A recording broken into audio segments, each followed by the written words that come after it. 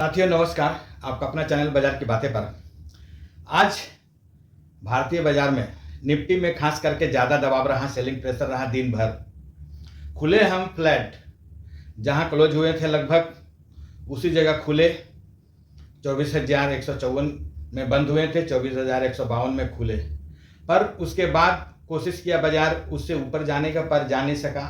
Selling pressure बढ़ा और कल जो बताया गया था अहम सपोर्ट 24,000 से 24,050, इस बीच में जाकर के 24,025 के आसपास सपोर्ट लिया बाजार और उससे कुछ पॉइंट ऊपर 30, 40, 50 पॉइंट ऊपर लगभग दिन भर ट्रेड होने के बाद बाजार निफ्टी बंद हुआ।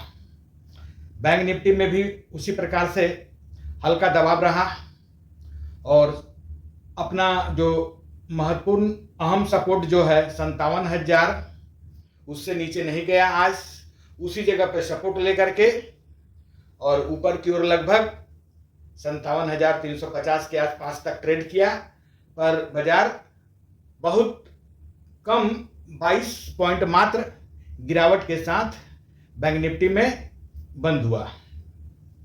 यानी कि बैंक निफ्टी टोटली फ्लैट हुआ और निफ्टी में हल्का प्रेशर।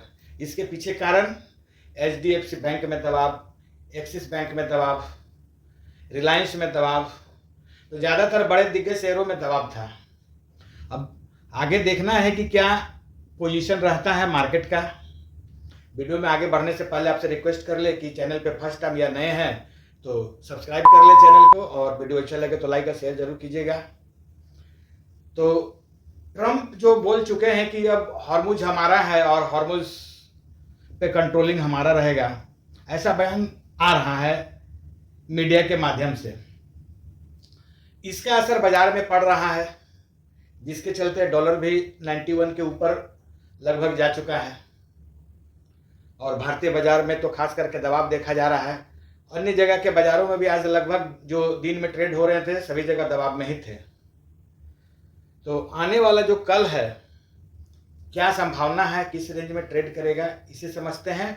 और FNO में ट्रेड अच्छा है या फिर स्टॉक वाइज क्या का समय चल रहा है अभी, यह भी समझेंगे।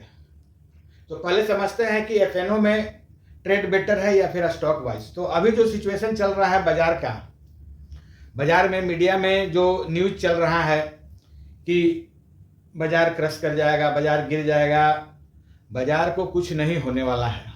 कितना गिरेगा? 500 पॉइंट, 200 पॉइंट, 1000 पॉइंट, 2000 पॉइंट, इससे बाजार क्रश नहीं हो जाता है। क्योंकि इसके पहले तो हम देख चुके हैं 23,000 के नीचे निफ्टी को, तो और कहाँ जाएगा। इसी तरह से अटकलें आते रहेगा और बाजार धीरे धीरे स्टॉक वाइज ऊपर जाते रहेगा।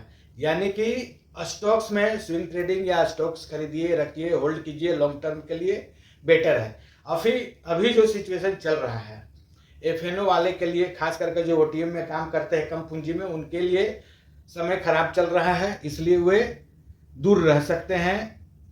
छोटे ट्रेडर जो हैं, जो कम पूंजी से ट्रेड करते हैं, FNO से दूर रह सकते हैं कुछ दिन के लिए, जब तक कि कुछ वॉल्यूम ना बढ़े। क्योंकि बाजार में वॉल्यूम देखा नहीं जा रहा है, बहुत छोटा ही कम रेंज में ट्रेड हो रहा है। पर हमेशा ऐसा ही नहीं रहेगा।